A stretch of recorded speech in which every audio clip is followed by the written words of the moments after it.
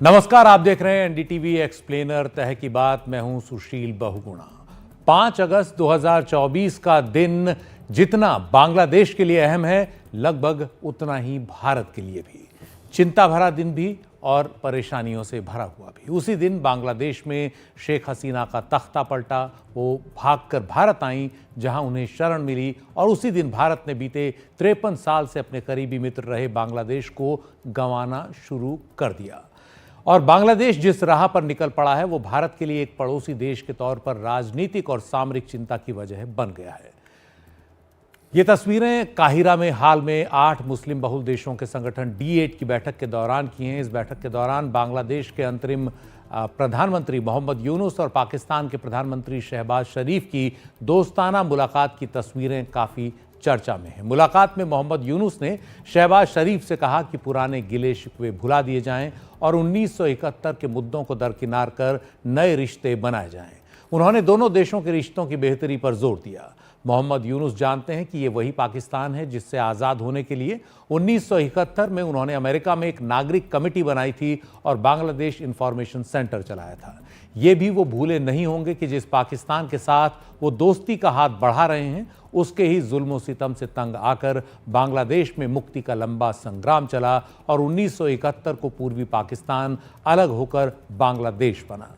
लेकिन अब वो पाकिस्तान और बांग्लादेश के रिश्तों को रीसेट करना चाहते हैं, एक नई शुरुआत करने की बात कर रहे हैं। बांग्लादेश की आज़ादी में सबसे बड़ी भूमिका निभाने वाले भारत को भुलाकर वो क्यों पाकिस्तान की राह पर चल पड़े हैं, ये एक बड़ी सोचने वाली बात है। पाकिस्तान का प्रधानमंत्री के साथ अभी तक बांग्लादेश का किसी राष्ट्रनेता का कभी मुलाकात नहीं हुई है आफ्टर 71। एक बार हुआ था, लेकिन वो बाहर में, लेकिन उसका कोई मायने नहीं रहा। पाकिस्तान ने कहा है कि वो बांग्लादेश के साथ स्ट्रैटेजिक रिलेशन बनाएंगे।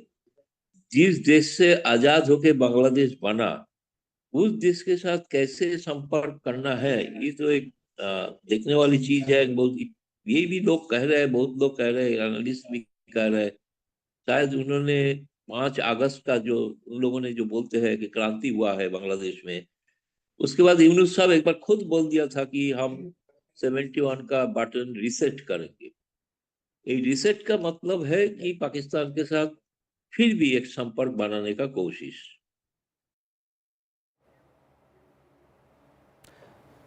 बांग्लादेश की अंतरिम सरकार पाकिस्तान को एक के बाद एक कई रियायत दिए जा रही है।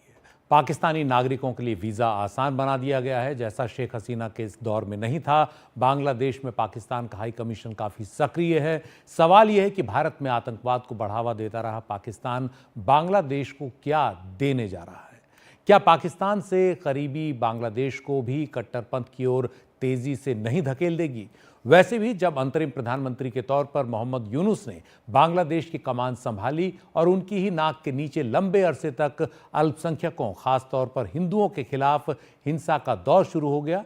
ऐसी हिंसा का विरोध कर रहे पुजारी चिन्मय कृष्णदास को कई लोगों के समेत गिरफ्तार किया गया। भारत ने इन तमाम घटनाओं पर सख्त प्रतिक्रिया जताई। मोहम्मद यूनुस को याद दिलाया कि अल्पसंख्यकों के प्रति उनकी जिम्मेदारियां क्या हैं। लेकिन मोहम्मद यूनुस एक तरफ अल्पसंख्यकों की सुरक्षा के मुद्दे पर जुबानी जमा खर्च करते रहे और उधर अपने देश में कट्टरपंथियों को खुली छूट दे दी। बंग बंधु कहे जाने वाले शेख मुजीबुर रहमान की विचारधारा पर यकीन रखने वाले लोग बांग्लादेश में हाशिए पर चले गए, कट्टरपंथियों के निशाने पर हैं। बांग्लादेश में जो माहौल बदला, उसका असर वहां के तमाम संस्थानों पर दिख रहा है। बांग्लादेश के सेंट्रल बैंक ने वहां की मुद्रा पर मुजीबुर रहमान की तस्वीरों को हटाने का फैसला किया है। वहां की अदालत ने कहा है कि जॉय बांग्ला अब वहां का राष्ट्रीय नारा नहीं रहेगा। ये नारा बांग्लादेश के मुक्ति आंदोलन के दौरान बना था और अब जो बांग्लादेश में हो रहा है, उससे साफ लग रहा है कि मुक्ति के उस दौर की विरासत, तमाम चिन्हों, संकेतों को मिटाने की कोशिशें तेज हो गई हैं। विचारधारा में उदारता से मुंह मोड़ लिया गया है। आज ही भारत में विदेश मंत्रालय ने संसद में जानकारी दी कि बांग्लादेश में हिंदुओं समेत अन्य अल्पसंख्यकों के खिलाफ घटनाओं में 628% की बढ़ोतरी हुई है, यानी 6 गुना से ज्यादा। साल 2024 में 8 दिसंबर तक, यानी इस साल 8 दिसंबर तक बांग्लादेश में 2200 घटनाएं हुई हिंदुओं और अल्पसंख्यकों के खिलाफ, जबकि साल 2023 में 302 घटनाएं सामने आई थीं। विदेश मंत्रालय के मुताबिक बांग्लादेश ही नहीं, पाकिस्तान में भी हिंदुओं और अन्य अल्पसंख्यकों के खिलाफ हिंसा बढ़ी है। साल 2024 में वहां ऐसी 112 घटनाएं हुई, जबकि साल 2023 में 103 घटनाएं हुई। इसके मुकाबले में बांग्लादेश में घटनाएं बहुत ज्यादा हो गई हैं हिंदुओं और अल्पसंख्यकों पर हमले की। अल्पसंख्यकों, खासतौर पर हिंदुओं के प्रति संवेदनहीन रवैया रखने वाले इन दोनों ही देशों, बांग्लादेश और पाकिस्तान का करीब आना क्या बताता है? क्या भारत को अब एक और मोर्चे पर लगातार सतर्क रहना होगा, खासकर आतंकियों की गतिविधियों को लेकर? बांग्लादेश की अंतरिम सरकार ने मुस्लिम कट्टरपंथी संगठन जमाते इस्लामी पर लगी पाबंदी हटा दी है। मोहम्मद यूनुस को अब जमाते इस्लामी की कठपुतली के तौर पर देखा जाने लगा है। तख्ता पलट के फौरन बाद ही बांग्लादेश की जेलों से कई कट्टरपंथी आतंकी रिहा कर दिए गए। ऐसे कम से कम 70 खूंखार आतंकवादी हैं जो अब आज़ाद घूम रहे हैं और इस्लामी कट्टरपंथ को तेज करने में कोई कसर नहीं छोड़ेंगे। आतंकी संगठन अंसारुल्लाह, बांग्ला और हिजबुत ताहिर भी कई देशों में उन पर पाबंदी है। शेख हसीना के दौर में इन संगठनों से जुड़े आतंकियों को जेलों में डाल दिया गया था, लेकिन अब वो आज़ाद हैं। सूफी इस्लाम पर चलने वाला बांग्लादेश अब वहाबी इस्लाम की ओर चल पड़ा है। हिजबुत ताहिर के समर्थक मानते हैं कि बांग्लादेश जल्दी ही कट्टरपंथ इस्लाम को अपना लेगा। बांग्लादेश में ऐसे कट्टरपंथी संगठनों को अब नई ताकत मिल गई है। वो तो देखने में लगता है कि मुस्लिम यूनुस को हाथ में तो कुछ कंट्रोल में है कि नहीं है, ये तो दिखाई नहीं देता है।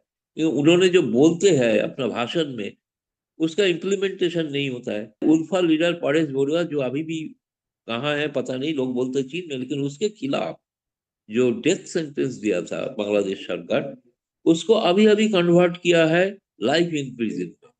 इसका मतलब है भविष्य में उनको भी बेल मिलने का संभावना बढ़ गया है।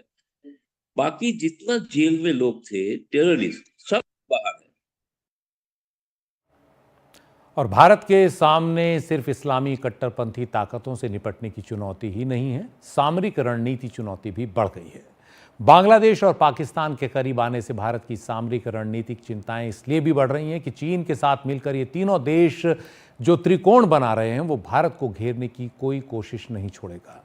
चीन, पाकिस्तान और बांग्लादेश दोनों ही अपने जो संबंध हैं वो रक्षा संबंध खासतौर पर और ज़्यादा मजबूत कर रहे हैं। चीन पाकिस्तान के बाद दूसरे स्थान पर सबसे ज़्यादा हथियारों की सप्लाई बांग्लादेश को करता है। चीन ने बांग्लादेश को लड़ाकू विमान, ट्रेनर एयरक्राफ्ट, टैंक, समुद्री जहाज और मिसाइल्स तक सप्लाई किए हैं और अब वो बांग्लादेश एयरफोर्स को आधुनिक बनाने में भी भूमिका निभा सकता है। बांग्लादेश के एयर चीफ मार्शल ने हाल ही में चीन का दौरा किया ताकि मल्टी रोल कॉम्बैट एयरक्राफ्ट और अटैक हेलीकॉप्टर्स खरीदे अपनी वायुसेना को आधुनिक बना सके। रिपोर्ट्स के मुताबिक बांग्लादेश चीन से अब 16J-10CE लड़ाकू विमान खरीदने पर विचार कर रहा है, जो चीन के अपने J-10C विमान का एक्सपोर्ट वेरिएंट है। 4.5 जनरेशन का ये लड़ाकू विमान भारत के लिए भी एक चुनौती बन सकता है। इसकी तुलना अमेरिका के F-16 लड़ाकू विमानों से की जा सकती है। तो बांग्लादेश अपने आधुनिकीकरण में इस तरह के विमानों को खरीदने अब चीन से जा रहा है।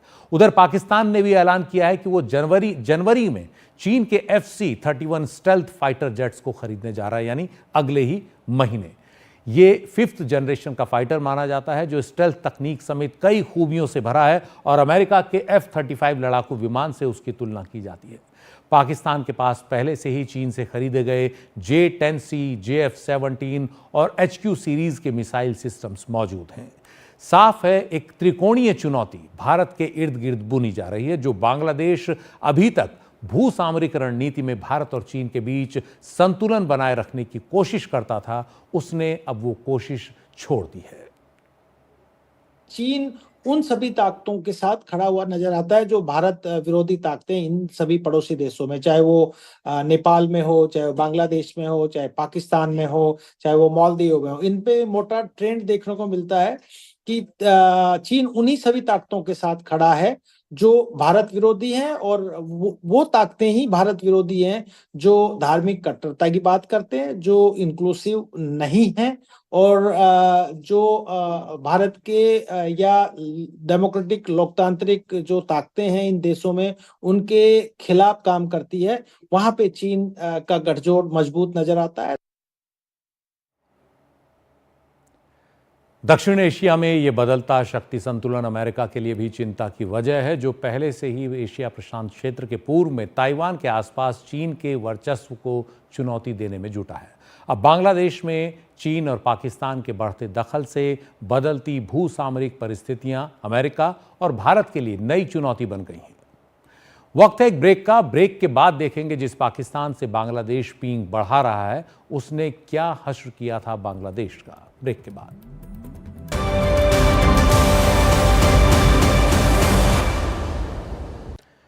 कट्टरपंथी ताकतों के हाथ में खेल रहा पड़ोसी देश बांग्लादेश अब अपनी अंतरिम सरकार के प्रमुख मोहम्मद यूनुस के नेतृत्व में पाकिस्तान से रिश्ते बेहतर बनाने की कोशिश में है।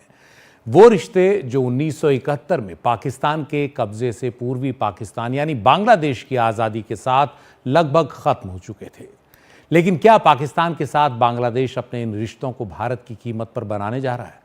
अगर ऐसा है तो बांग्लादेश 1971 और उससे पहले पाकिस्तान के तत्कालीन हुक्मरानों और सेना के हाथों अपने लाखों लोगों के कत्लेआम और भेदभाव को भूल रहा है। तब पाकिस्तान भारत के पूर्वी और पश्चिमी दो छोर पर स्थित था।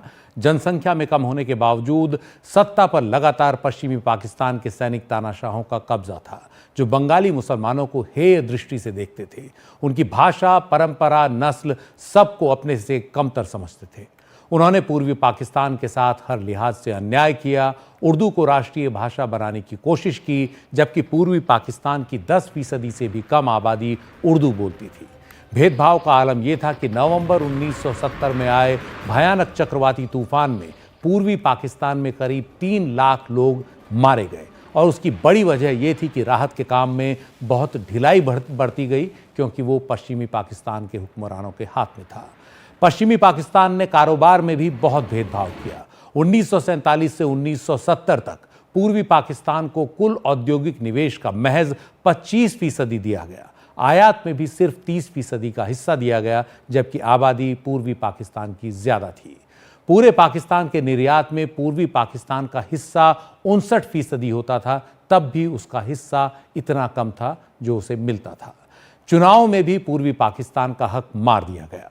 1970 में हुए पहले आम चुनावों में पश्चिमी पाकिस्तान के पास 138 सीटें थीं और ज्यादा जनसंख्या वाले पूर्वी पाकिस्तान के पास 162 सीटें।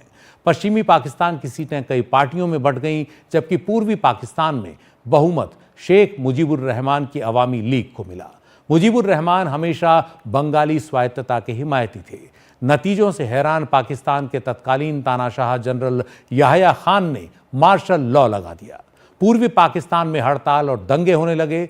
7 मार्च 1971 को मुजीबुर रहमान ने नागरिक अवज्ञा आंदोलन का ऐलान किया, लेकिन 25 मार्च की रात उन्हें गिरफ्तार कर लिया गया और 60 से 80 हजार पाकिस्तानी सैनिक जो कई महीनों से पूर्वी पाकिस्तान में घुस रहे थे, उन्होंने आम बंगाली नागरिकों का कत्लेआम शुरू कर दिया। इसे ऑपरेशन सर्चलाइट के नाम से जाना जाता है। कितने लोग मारे गए इसके अलग अलग अनुमान हैं, 5 लाख से लेकर 30 लाख तक। मई 1971 में करीब 15 लाख शरणार्थियों ने भारत से शरण मांगी, जो नवंबर तक बढ़कर करीब 1 करोड़ तक पहुंच गए। भारत के लिए भी ये बड़ी चिंता की बात थी। वहां की लाखों महिलाओं को बलात्कार का शिकार बनाया गया। पाकिस्तान के जुल्म सितम से लड़ने और आज़ादी के लिए शेख मुजीबुर रहमान के आह्वान में बनी मुक्ति वाहिनी ने हथियारबंद विद्रोह तेज किया। इसी बीच 3 दिसंबर 1971 को पाकिस्तान ने भारत के खिलाफ युद्ध का ऐलान कर दिया, लेकिन भारत के करारे जवाब से पाकिस्तान को मुंह की खानी पड़ी। 16 दिसंबर तक पाकिस्तान के 93,000 सैनिकों के आत्मसमर्पण के साथ बांग्लादेश पर पाकिस्तान के जुल्म की कहानी का अंत हुआ। पाकिस्तान हार गया। भारत के 3900 सैनिक जवानों ने भी बांग्लादेश की आज़ादी की लड़ाई में शहादत दी। सवाल यह है कि क्या बांग्लादेश के अंतरिम प्रधानमंत्री मोहम्मद यूनुस भारत की कीमत पर पाकिस्तान के साथ संबंध सुधारेंगे या फिर किसी तरह का संतुलन रखेंगे। एनडीटीवी एक्सप्लेनर में आज इतना ही। नमस्कार।